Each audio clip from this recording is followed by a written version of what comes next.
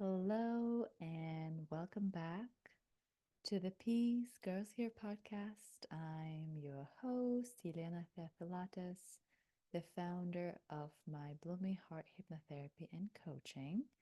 And today I'm going to be sharing an episode about toxic productivity, that feeling of overwhelm that I bet a lot of ladies out there who are listening to me, entrepreneurs, professionals, have felt before. The same feeling that I have been unwinding within my own system for quite a few months now. I haven't really got to the burnout stage per se, but I've definitely been grappling with a lot of thoughts about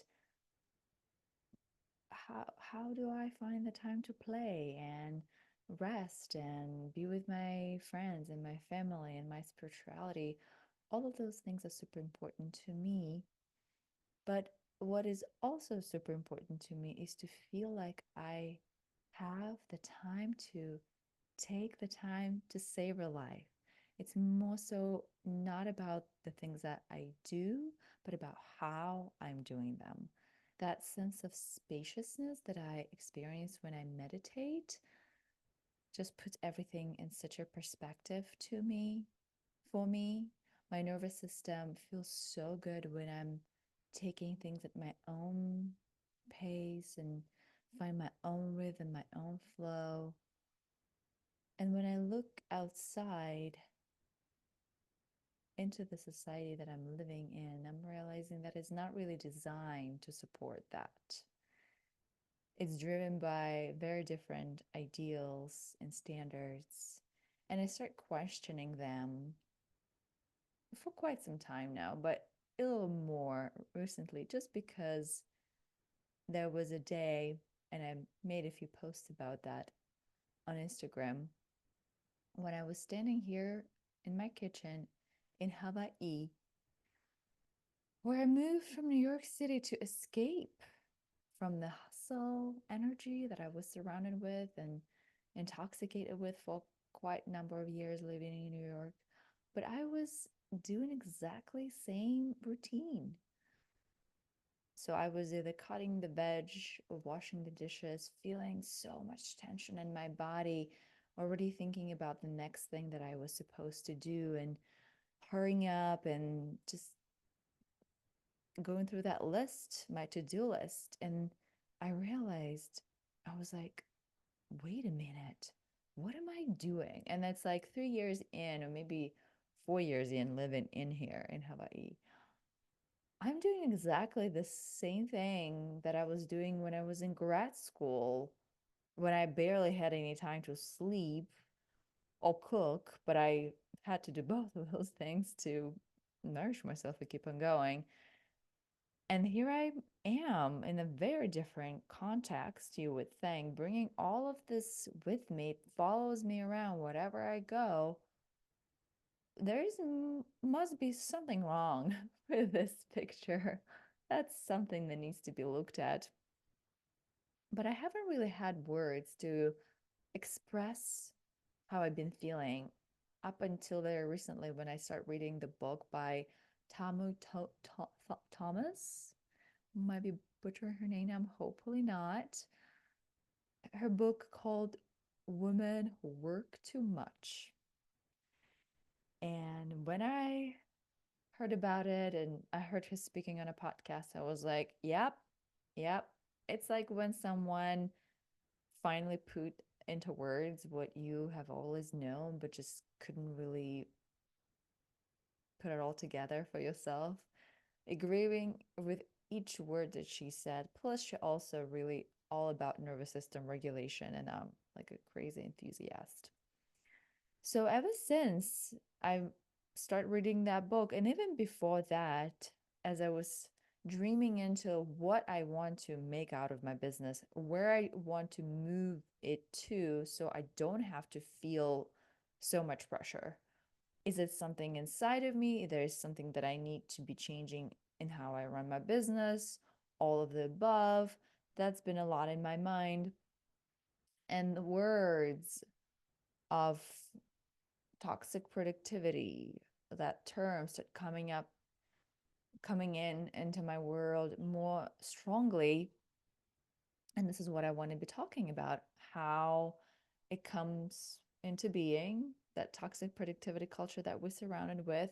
I'm probably just going to scratch the surface, but even then, I really hope that this episode will be hopefully inspiring to you and also give you some food for thought.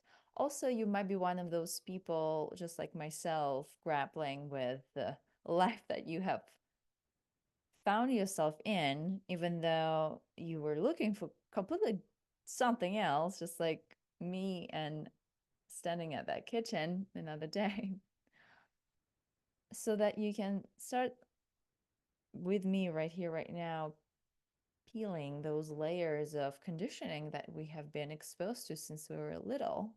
And I'm already kind of giving away where I'm about to be going to next in this episode. I will be talking about the toxic productivity from three different standpoints. Of course, leading us all to how do we work with it, how we work through it. Again, the word working, toxic productivity, and here I am using the word work, our favorite word. What are the steps that we can take to start undoing the damage done to our nervous systems, to our minds, to how we think about what happiness is about, step by step? We're going to get to that part as well, but we got to start where we at and look at toxic productivity and how what are those origins of it from three different standpoints. And I'm just going to read you a part of the paragraph in Tamu's book, page 6, Kindle edition. What are the origins of your toxic productivity? Question mark. So she says, working too much is a complex issue that has been woven into the fabric of our society. It's systemic. Therefore, addressing work addiction, which is an expression of toxic productivity, requires a holistic and compassionate approach that considers your early childhood experiences, your current social and emotional context, and the broader societal factors that contribute to the culture of overwork and burnout.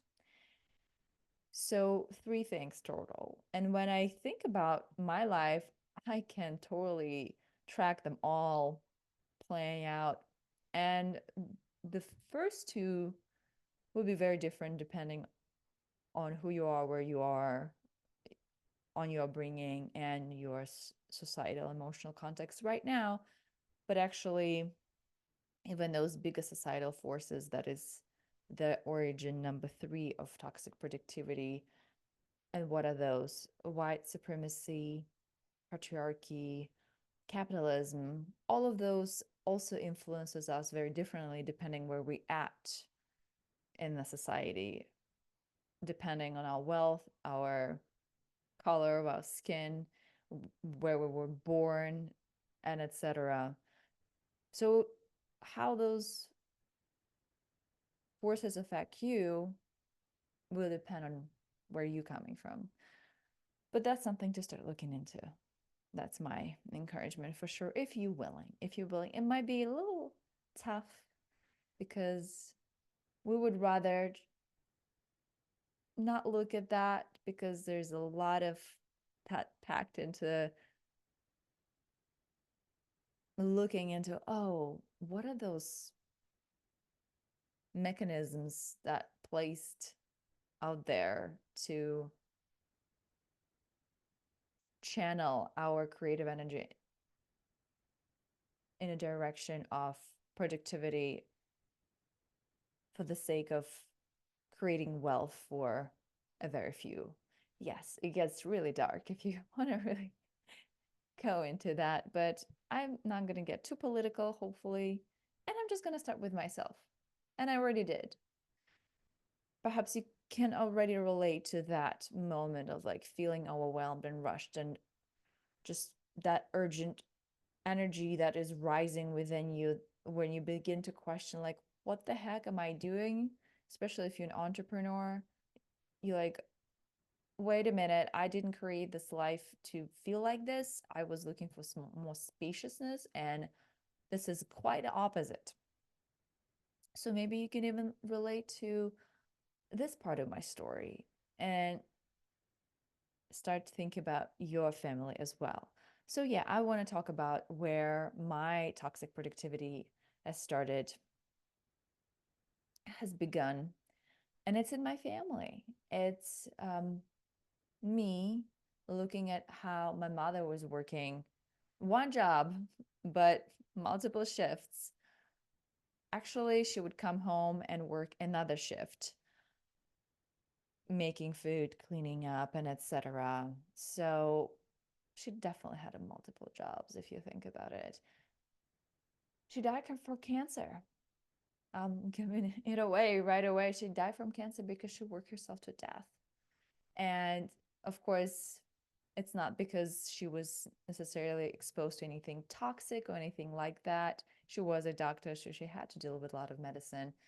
But it was more about how she went about structuring her life and totally sacrificing herself and lacking self care, not allowing herself to rest.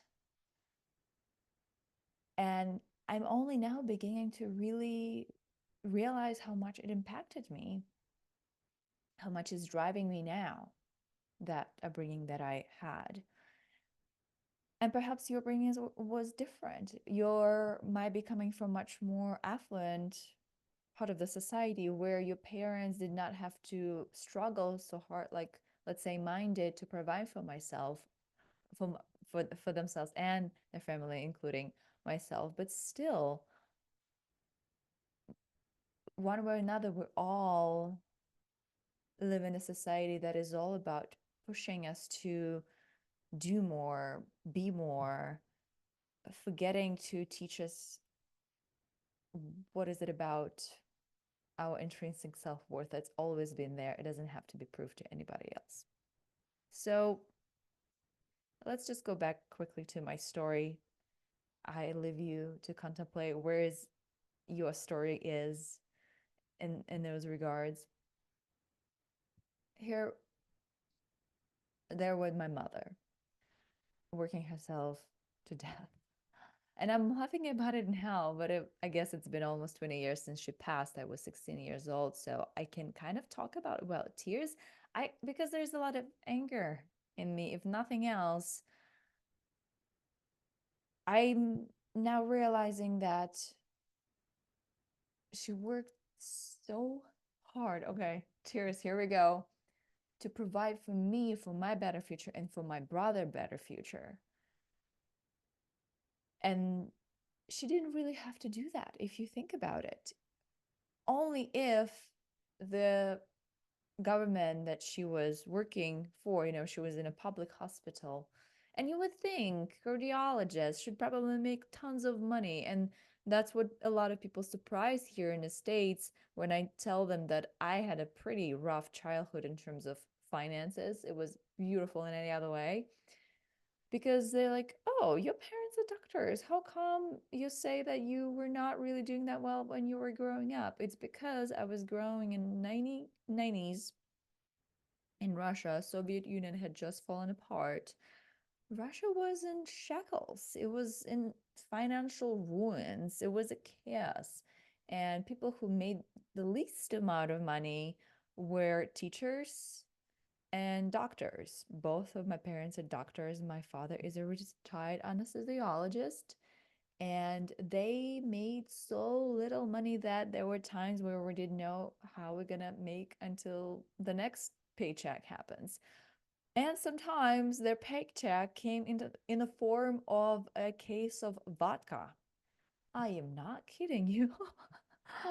Yep, that was a factory in the town that I'm from that was making alcohol and selling it. And I guess that the only currency they had at that time. Just imagine what an impact it had on the morale of the community in town that I'm in. And not so much the morale. People were getting addicted to left and right to alcohol, and then they were even pouring it into us in a form of a payment to my parents. It actually happened. I'm not kidding you. So, yeah, she had to work extremely hard. And I used to take it for granted. And I was seeing her as just like this extremely powerful and strong woman. And this is what you're supposed to do. And this is how you're supposed to be to like really make it happen for yourself. But then I start really questioning, did she really want it to work 3 shifts? Did she really want it to be always out and about, having to network, kind of trying to see how else she can make those money, maybe work for somebody privately? Did she really choose it? Or she absolutely had to because the support system was not there. My father could have helped a little bit, quite honestly, and work a little harder on his side, but he was actually much less of a motivated person in that sense, even though he was definitely bringing money in home, and he was just very content with having less. My mom wasn't. She was looking at us, my older brother and myself, and she was really dedicated to giving us a life that she wanted us to have. But I keep thinking about it, and I can't know for sure because I can't ask her because she passed away. Was she really feeling like that was her own choice to the point that she had to internalize that idea of like, I'm a strong woman, I have to like manifest it for myself, like people like to say these days? Did she really truly wanted to be doing it all alone and prove herself in this powerful way that we can glorify? Or she had to develop such beliefs just to adapt to the reality she was in that was not coming and helping her, not meeting her halfway in any shape or form? I starting to think that she had to develop those beliefs about I'm a strong woman, I just gotta work hard nonstop, because there was no other way of getting over that cognitive dissonance that she perhaps had within her of, on the one hand, wanting us to have a great future, on the other hand, realizing that she had to work in in inhumane at an inhumane pace to provide for that. So she had to think her way into believing into her mission and its success. Otherwise, she would just fall into despair if she would really see what she was up against in that process. And I believe that a lot of us do that and have done that. Women, we have forgotten that the way we have adapted to tolerate our existence, or even to play the game of capitalism and just pushing and pushing and pushing ourselves so hard to make it all happen, is not exactly natural. Is not something that we're born into with, not into, we're definitely born into that. We have to adapt because our nature likes to play and rest and connect and have fun and cook in a way that we like, making it into art piece. I don't know, not everybody likes to cook. I like to cook, but I love to cook only when I can take it slowly. And I think many more people will actually enjoy cooking if they had an opportunity to do so. But we don't get to do this because we are not only born into a society that is not designed to provide us with that space, only the very few people can enjoy that. But also in the process of adapting to it, we develop the beliefs that then we forget that we actually had to develop and that shouldn't have been there in the first place if we were in a society that, let's say, prioritizes spirituality and rest and equality. I believe that that's what my mom had to go through this inner transformation that was not necessarily the healthiest one, but she had to. She had to adapt and shift her mind in a way that allowed her to be okay, to be okay and withstand the pressure that she had to go through day by day, waking up at the dawn, being gone, coming back, doing more work, doing it all over again. No wonder she missed the first signs of cancer when they happened. She missed them. If she only could slow down enough then and really take an honest look at what she was doing and get a better testing done, she would realize that it was not anemia. She was not just lacking iron that she was treating for some time before they found out there was actually a mass in her stomach. And when they went in to take care of it, it was too late because it was metastasized or whatever, however you say that word when the cancer spread in your body. And it was a little too late. And it's crazy that I'm tearing up right now because I so did not expect it. But I am realizing something. She was working so hard. As I was graduating high school, I was going to go to Moscow, the first one in our family to like go to a big city like this and go to a school for psychology. It was available in a city that I was nearest to, but it was really not really well accredited. And she just wanted me to get the best education and etc. So she was working so hard saving money for that, which I inherited after she passed away, but it was still not enough for me to go to Moscow. But I was there for her to provide so much that she could not see herself beyond that. She could not take care of herself. She just only could take extra shifts, work harder just to make it happen because she felt all alone. There was no support systems beside my father, who was doing well, but definitely had a very different vision for life that she had. If only she could have better pay. That was it.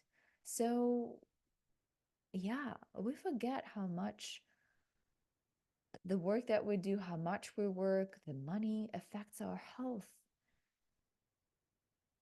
mental health, physical health. But this is what I'm coming to realize right now.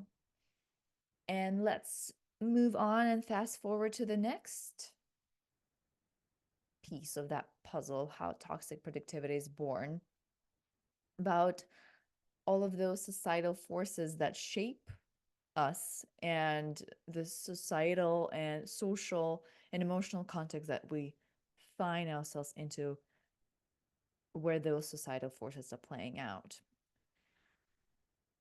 So, skipping a little bit forward, those 4 years in between, I graduated high school and then moved to New York City.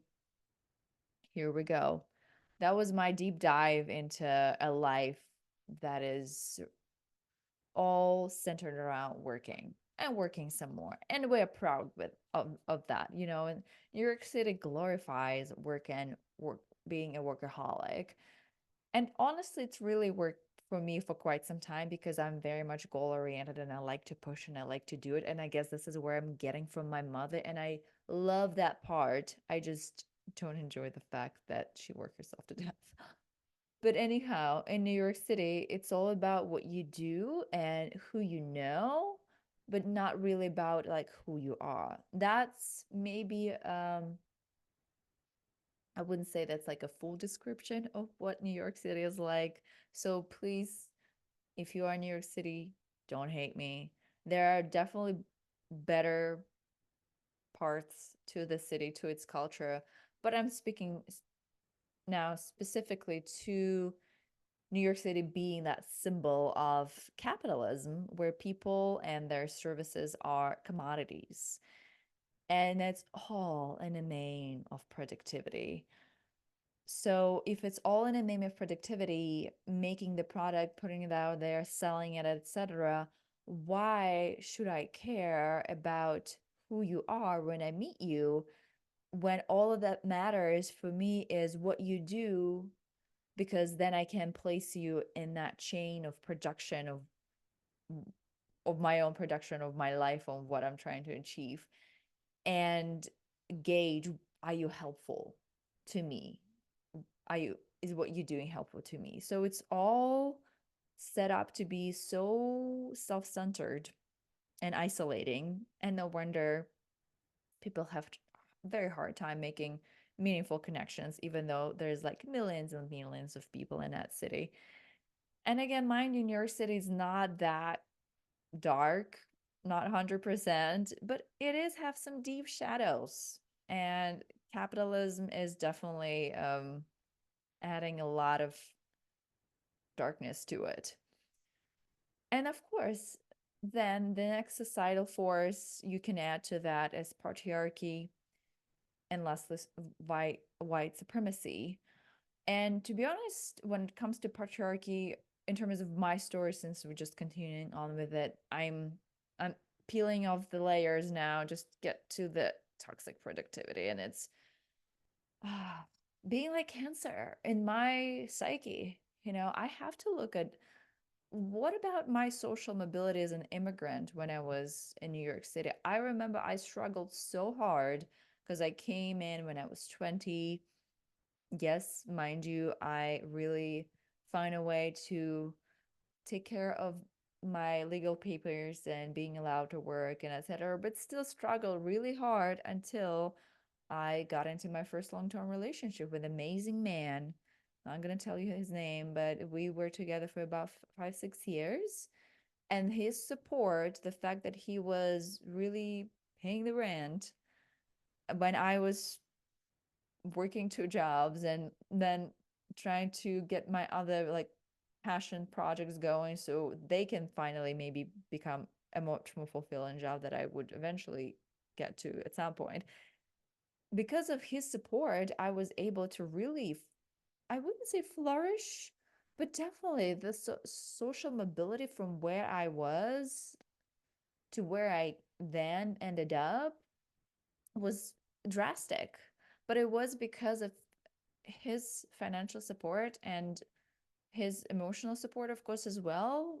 We're in love after all. But I have to think about those things, that I never really thought about myself being affected by patriarchy as much, maybe because I'm coming from Russia, where I have not really noticed it, or until recently, I didn't really notice how much man just glorified in Russia as well.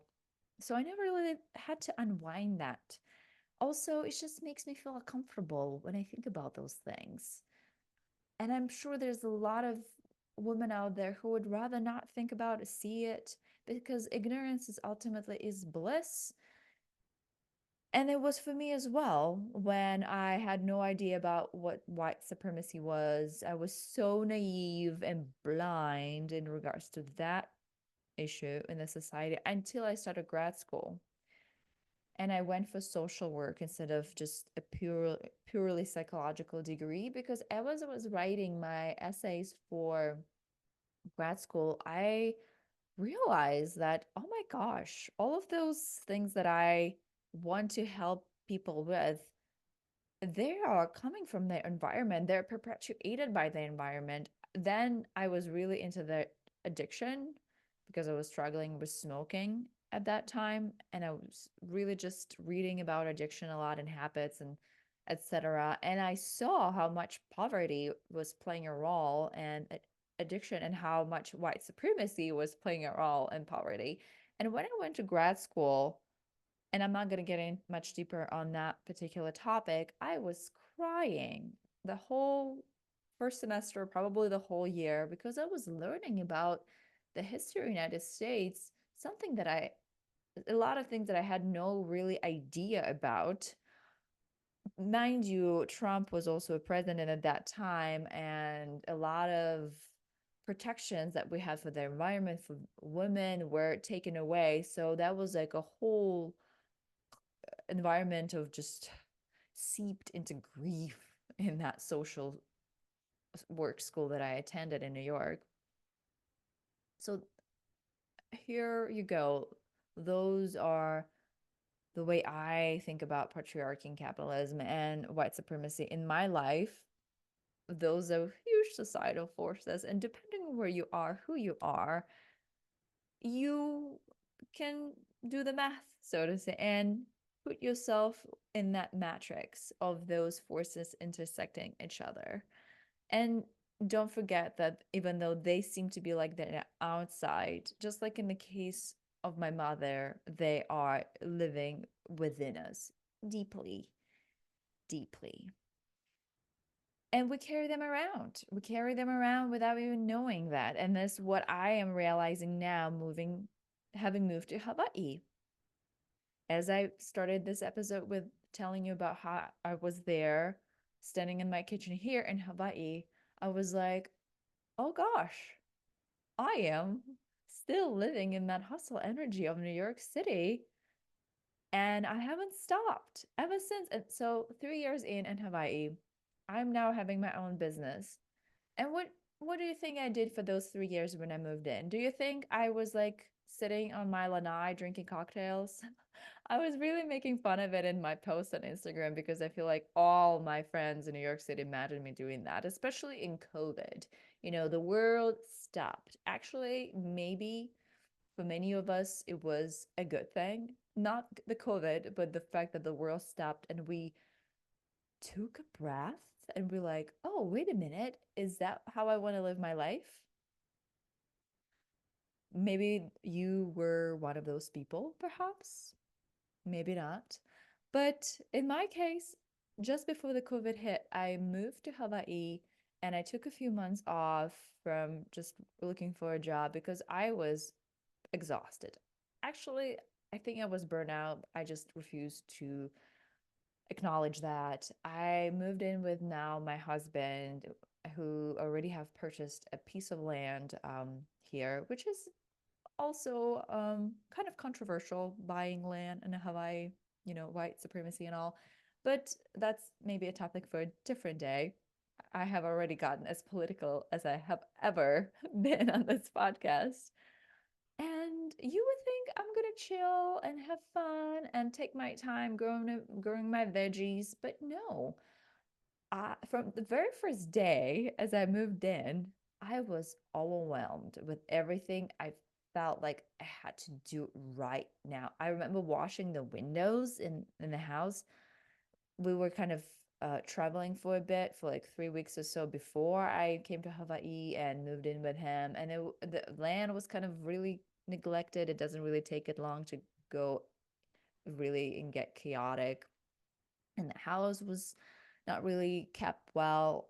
So, and what I did with the next 2 years of my life, I worked in my garden like it was my full-time job without any breaks, without any weekends. Mind you, there was not really much to do. It was like pandemic, but still, first of all, that was a sense of a bit of a guilt playing into that because my now husband was supporting us then financially 100%. I wasn't really working. And I really had to prove myself to him to feel like I was worthy of that. The other funny and twisted thing, when he would slow down, he's definitely on the same level as I am in terms of being totally obsessed with productivity. When he would slow down and take a break and like want to have a day off, I would be like, how dare you? Here I am working like nobody else, and how dare you to slow down? I was unstoppable, but not in a healthy sense of that word.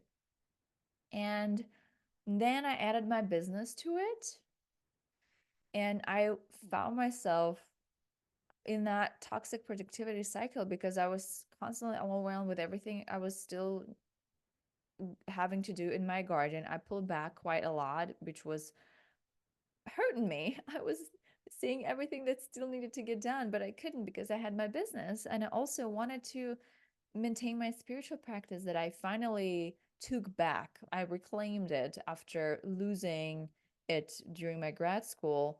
And I was just feeling overwhelmed with everything that I was having going on. And that was a wake up call for me finally when I realized, like, oh my, my nervous system doesn't feel like it's in Hawaii.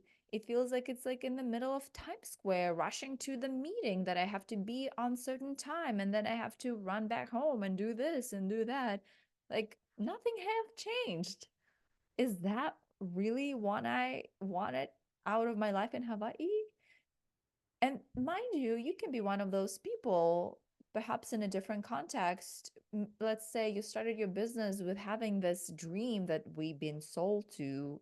Let's be real, that like, oh, this is your ticket to freedom, which definitely could be. But here you are finding yourself in this relentless cycle of productivity where you cannot stop and you can't allow yourself to rest. And soon you find yourself in a state of high function and anxiety when you are really are running on fumes, but you have this facade of keeping it all together, and it definitely was there. And I realized that I wasn't really pushed by my desire to have an impact, even though it was there. I love my job and I love what I do in my business. There was fear driving me. There was fear of failure, fear of not being seen as worthy enough, fear that I'm just not gonna make enough money for my retirement to be comfortable, and etc. And there was fear, a lot of fear, and I still can really track it down really easily when it comes up again. But this is not how I want to live my life. I want to live my life and run my business to a place of enjoyment. And I'm realizing that to be able to do so, there's a lot of inner work that has to happen for all of us.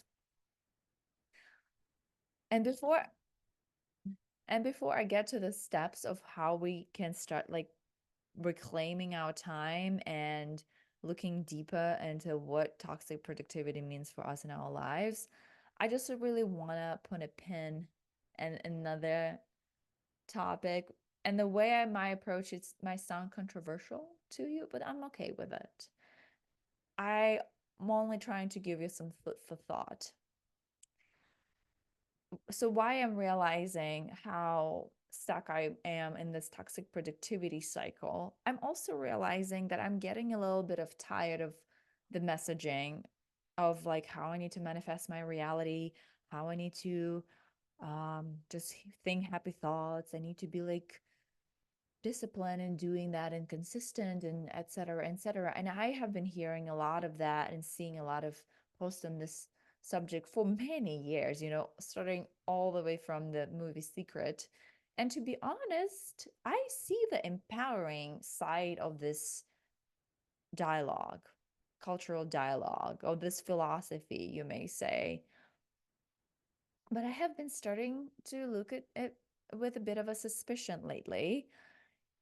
I'm afraid that when we're getting so obsessed with this idea that we manifest our own reality, and I'm spiritual and I believe in that our thoughts are powerful, don't get me wrong, I'm afraid that we end up ignoring the facts of the biggest societal forces that we are influenced by, that we live in this symbiotic relationship with our environment.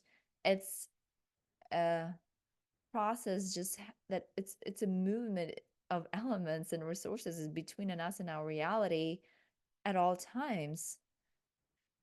But I'm afraid again that this whole manifestation movement might sound like, to at least some of us, it's your fault if you haven't been able to make it happen. It's only your fault. And I'm afraid that this is, again, I'm sorry. I'm realizing how many times I repeated the word I'm afraid, but I am.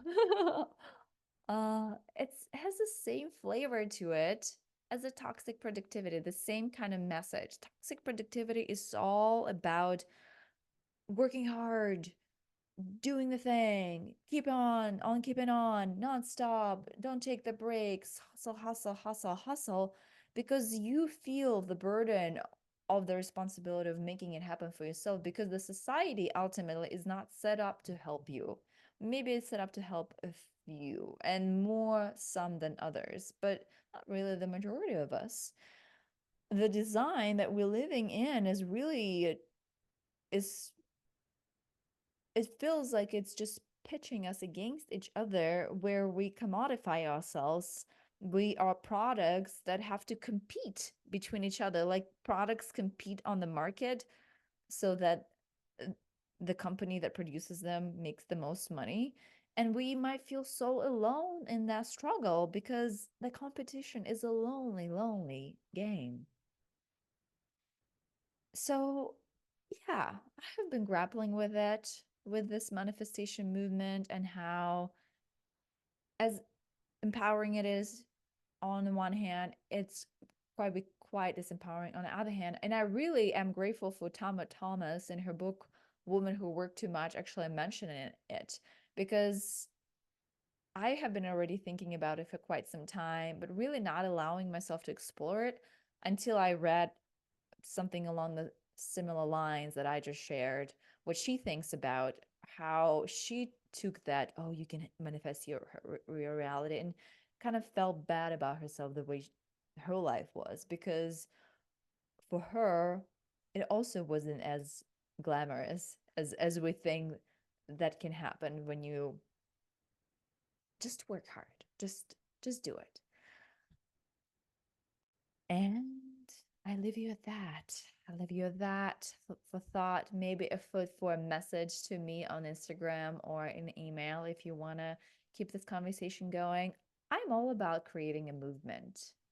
And this is the first time I'm allowing myself to say that. I'm an introvert. I'm not about being there on a stage and telling people what to do. But I'm all about seeing how much that toxic productivity has impacted my life because it took my mother away, first and foremost. I truly believe if she was more supported, she would be here with me right now. Perhaps, there all kinds of thinking happen, but how many of us have to sacrifice ourselves for our kids? I don't really have any children, but I know a lot of you out there do. Why can't we be in a society that is made to support that, truly support that, and not make us internalize those beliefs for the sake of adapting to it? Who said that? I think Krishnamurti, an Indian philosopher, who said there is something sickening. I don't think he said it that way, but still about trying to adjust to a unwell society. We're all trying to adjust and fit in, but ultimately, the forces that shape this society are not really that healthy in the end of the day. They're toxic. So anyhow, where does this movement begins? Of course, it begins within myself, within yourself. And there are 5 ideas that I have in mind when it comes to breaking the signs of toxic productivity. First of all, self awareness. This is exactly what I'm going through right now in my own journey. I'm started recognizing the toxic productivity, the signs of it within me, and underlying fears that driving it. Then the next step is start to prioritize your self care. And it's making time for activities that nourish your body and your soul, meditation hobbies, spending time with your loved ones, spending time alone, whatever that looks like for you. And I know that it's easier said than done, but that's an imperative. It's not negotiable. We all need self-care and rest. To make that happen, though, that self-care time, we need to learn how to set boundaries around our work and our personal time, boundaries with those societal forces as much as we can, because we're still going to be living in the context shaped by them, but we gotta learn how to set the boundaries with social media, with friends, with ourselves, you know? We need to also learn how to reframe success and redefine what it means to us and focus on fulfillment and well-being rather than just productivity and achievement. This is where I want to be. I want to live from a place of enjoyment and fun. And of course, I'm all down for hard work, but in the end of the day, I want to know that my success will feel right to me and is not what the society says at large success supposed to feel like. I know that. And I'm stepping into a phase in my life when I want to claim it fully and completely. And lastly, and I guess that's like the biggest one, um, challenging societal norms, question the societal pressures that equate our worth with productivity, and resist the urge to conform to these expectations. And of course, we all have to make a living, we have to pay our bills. And I'm not saying, quit it, just go be a hippie in a forest. Not exactly, but if you want to explore that, why not? All I'm saying is starting with that self awareness, look at the impact that societal norms have for you. And yes, we have to become aware of that cognitive dissonance where we realize that we're not really able to do that much.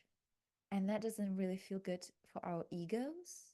And it's also very threatening to realize that you are living in a society that was not designed for you, that might not sit well with anything, neither our mind, neither our nervous system, our beliefs, but is in a very important, enlightening moment to come to and be with. And find a way to maybe bond together with other people, with other ladies entrepreneurs, with other friends who actually see that and have an open conversation about it. Normalize, take the shame out of it. Take the shame out of toxic productivity. We don't want this. We don't need this. We need to be free from it. Ooh, so that was a lot. This is why I'm all about shifting and pivoting in my business now, because I want to align it with those deeper values that I am finally allowing to have voice. Something that I'm working with right now is a couple of ideas. One of them I'm doing with my friend Jan. She's a breathwork practitioner. She actually wears a lot of different hats. We're gonna do a retreat for women in Hawaii next year. And mind you, retreats are expansive. And I'm not here advocating for you to spend lots of money on self-care when you don't have them. I'm all about little micro activities throughout the day that we can do. And at the same time, I'm all about creating that container for 10 to 15 women to come in person and educate themselves about nervous system and breath work and how we can start reclaiming our life and set boundaries. I just happen to live in a place that is very conducive to retreats like this. So we're taking advantage of that. But on the other hand, what I'm also doing in my own business without necessarily my friend helping me out with that is doing a virtual retreat this October where I'm somehow imagining myself to pack everything that I'm learning now. Some of it you already heard this in this episode, and breaking it down in a way that is all about taking those 5 steps of creating a self-awareness, prioritizing self-care, setting boundaries, reframing success, all the way to challenging societal norms. I don't think we're actually going to be having a lot of conversation about that just because I'm trying to make it retreat and not a political debate. But it's all about ultimately facing the world as it is and reclaiming our sanity in whichever way we can do. And that's going to be happening in October, and I'm very excited about that. So stay tuned more because virtual retreats we can attend from everywhere. The beauty of it is that my goal is that the virtual retreat participants, as well as the in-person retreat participants, will then have access to each other's support through a free Facebook group where we're going to be doing weekly or bi-weekly Zoom calls that will be placed there for us to keep each other accountable in terms of following through all of those steps. More so self-care, more than anything else. I think we all can benefit from business besties, but I'm all about self-care besties. This is actually the most exciting thing for me.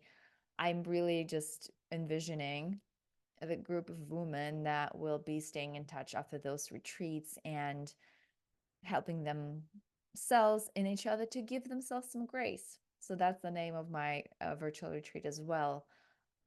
Give yourself grace. Feel free to check out my Instagram.